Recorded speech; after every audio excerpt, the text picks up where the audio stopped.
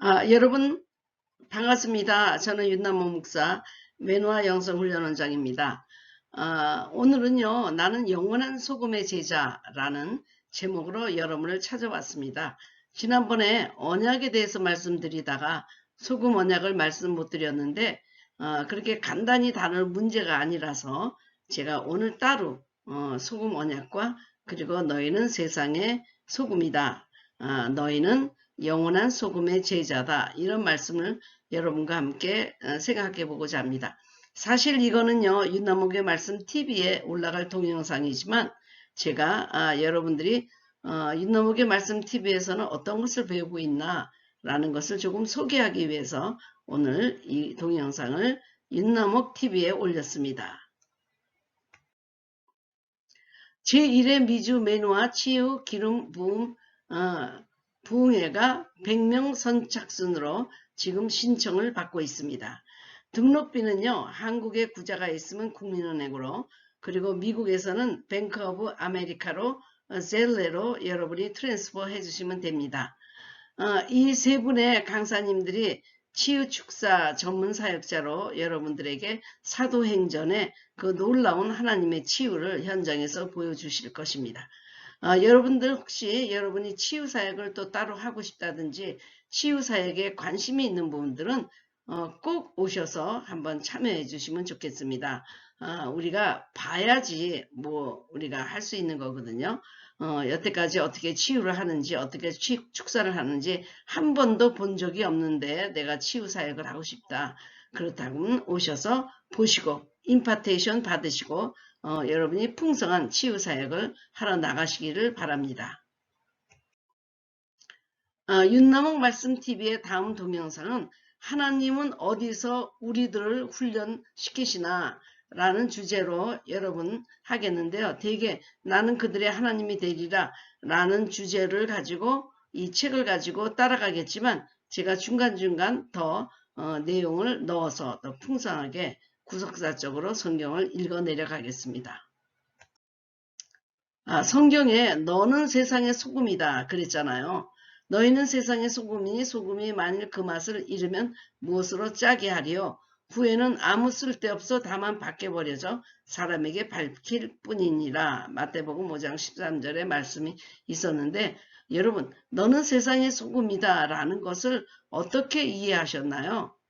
소금이 몸에 없으면 죽는다고, 소금은 값이 비싸다고, 재산이다, 맛을 낸다, 부패하지 않게 한다, 맛을 내기 위해서 자기가 희생한다, 맛이 변하지는 않는다, 뭐 이런 식으로 우리가 많이 배웠을 것입니다. 그런데 그 중에서 이제 저도 많이 생각했던 것이 세상이 막 썩어가는데 소금이 들어가면 부패하지 않게 하고 그리고 소금이 들어가면 대체로 맛을 내는 그런 걸로만 저는 생각해 왔었거든요. 한번 우리가 더 깊이 들어가 보겠습니다. 자, 알고 보니까요. 물은 없어도 살고 음식이 없어도 살지만 소금이 없으면 죽게 돼 있습니다. 저희 집 식구 중에 어린아이가 태어날 때부터 소금을 못 만드는 몸으로 태어났습니다. 뭐 소금 못 만들면 뭐가 그렇게 큰 문제야. 그런데 소금 못 만드니까 그냥 기절도 하고 졸도도 하고 뭐 그래가지고 소금이 없으면 죽는 겁니다. 그래서 매일 평생 죽을 때까지 소금을 먹어야 된다는 것입니다. 그래서 인간이 살아가기 위해서 소금은 아주 기초적인데 하는 일들이 너무 많아요. 소금이 없으면 안 되는 것입니다. 그래서 우리가 닌게루를 가끔 맞잖아요. 그것도 소금물이거든요. 우리 몸의 염도와 똑같이 소금을 넣어줬을 때 우리가 소생하는 것입니다. 그러니까 군인들이 음식이 보급을 안 돼도 전쟁을 계속하지만 소금이 끊어지면요. 전쟁터에서 돌아와야 된다고 합니다. 그만큼 소금이 중요한 거죠. 그러니까 소금이 없으면 죽는데 너는 세상의 소금이다 라고 말했다면 너는 세상의 생명이다. 너는 세상에 생명을 주는 자가 되라 라는 뜻으로 저는 이해가 되었습니다. 예전에 그냥 부패한 거를 막는다, 맛을 낸다 이 정도 알고 있었지만 참 소금이 비싸다 그래요. 소금이 뭐 금보다도 더 비싸다 그래요. 그래서 금이 없어도 살지만 소금이 없으면 죽는다. 어떤 그 마을에서 뭐 금을 확보하지 못해도 살지만 소금을 확보하지 않으면 죽는 경우가 많았다는 것입니다. 그러니까 너는 세상의 소금이다 라는 얘기를 우리가 다시 풀어 해석하면 너는 세상에 생명을 공급하는 자다. 그런 뜻으로 해석하면 더 가까우리라고 생각합니다. 그렇다면 성경에는 어떤 소금 그 내용들이 있을까 한번 보겠습니다. 제일 먼저 우리가 향을 만들 때 우리가 뭐 풍자향, 나감향, 소합향, 뭐 유향 뭐 이런 거를 네 가지를 이렇게 향을 만들잖아요. 거기에다가 나중에는 소금을 치는 거예요. 그러니까 소금이 아주 그 사람을 그 향들을 성결하게 하는. 그리고 또한 레위기 2장 13절에 내 모든 소재물에 소금을 치라. 소금을 치라. 내 하나님의 언약의 소금을 내 소재에 빼지 못할지니 내 모든 예물에 소금을 드릴지니라 하면서 언약의 소금이라 하면서 소금을 치라고 그랬습니다. 모든 제물에 소금을 치는 것, 이것은 정화 작업. 그래서 소금은 부패를 방지하고 변함이 없으며 변질하지 않기 위한 것으로 성결과 정결화, 정화하는 데 이 소금을 사용했습니다. 그리고 성경에 나오는 우리가 많이 들어보지 못했던 걸로 정복한 땅에 소금을 뿌리는 일이 있었습니다. 이것은 과거와의 단절.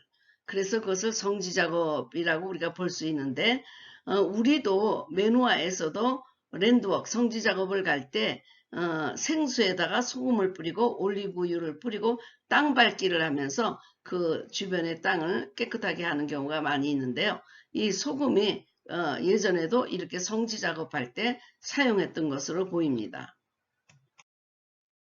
그리고 또 소금으로 물을 고쳤던 유명한 사건이 바로 엘리사.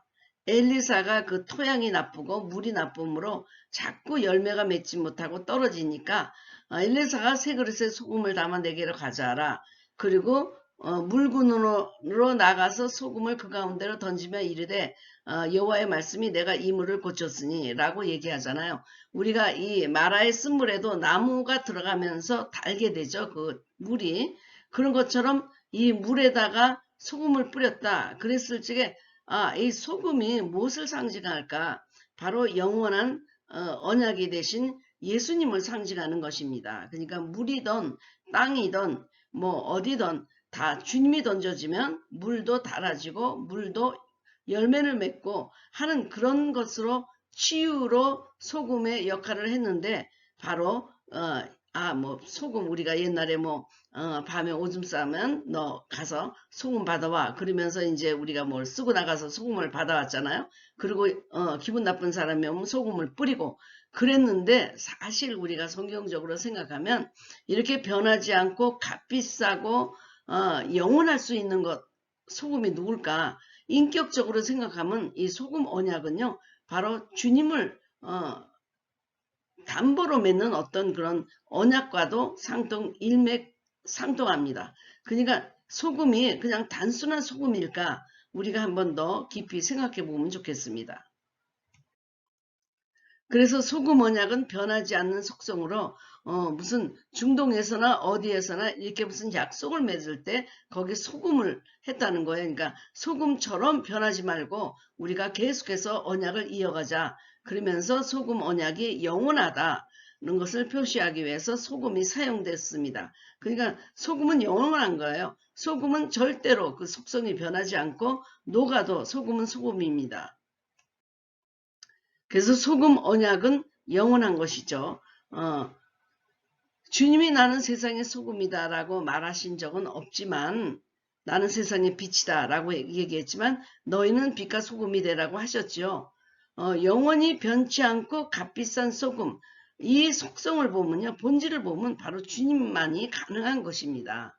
그러니까 결국 소금 언약도 예수님 언약이죠. 그냥 우리가 뭐 소금을 가운데 두고 그 소금에 무슨 힘이 있겠습니까? 그러니까 이 소금도 주님의 예표다라고 보면 좋겠습니다.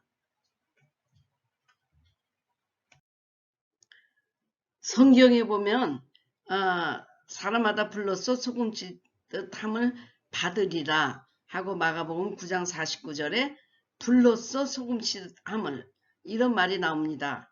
그러니까 이 말은 재물에 소금을 쳐서 정결하게 할 때 이 땅에서 했는데 이 땅에서 정결하지 못하고 지옥에 간 사람들은 지옥에 가서 불을 가지고 강제로라도 정결케 하신다는 무서운 심판의 경고인데 지옥에서 소금 치듯 불의 심판이 있다는 말 할 때 소금이 또 나옵니다.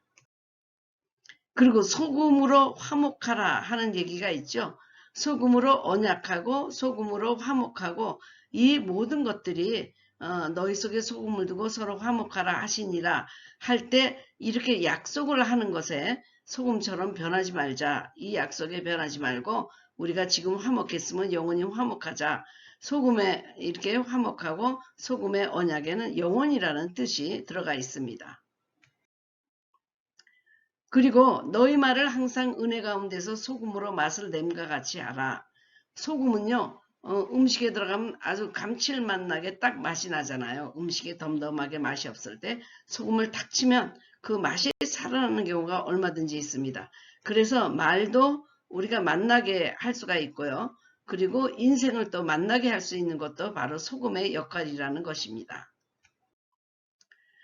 제가 이거는 체험한 것인데 우리가 이제 중보기도 하잖아요. 근데 그 사람은 꿈쩍 안 하고 있는 것 같은 느낌이 듭니다.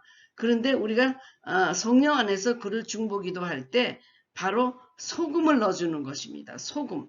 그러니까 그 짠물을 자꾸 넣어주는 것입니다. 바닷물을 먹듯이 짜니까 바닷물을 먹으면 더 목이 짠 것처럼 이 성령으로 우리가 중보기도 할 때 그 사람은 자꾸 짠 거를 먹는 것 같은 느낌에서 나중에 갈증을 느끼게 되고 떨스데하게 되니까 아주 순수한 그 생수를 먹고 싶은 갈증이 느끼게 된다는 것이죠. 그래서 제가 간증을 많이 들었는데 그냥 자기는 그 아파트에서 한강을 내려다보고 내가 저렇게 물 흐르듯이 내 인생이 저렇게 험하게 지나가겠구나 생각하면서 뭐가 영원한 것에 대한 갈증을 느꼈대요. 그래서 스스로 교회를 갔는데 자기 형수님이 이 사람이 믿는 것을 위해서 그렇게 오랫동안 기도했었다는 것을 알게 됐습니다. 바닷물은요. 자꾸 먹을수록 갈증만 날 것입니다. 그래서 과다하게 소금을 먹는 자는 이렇게 생수가 필요하게 되죠. 그래서 우리가 중보기도 할 때 저는 체험적으로 저 사람 움직이지 않고 꿈쩍 안 하네. 그렇지만 점점 갈증을 느끼는 상태로 가서 마지막에는 막 목마르니까 물을 달라 하면서 생수를 찾아오게 되는 것을 체험으로 많이 느꼈습니다.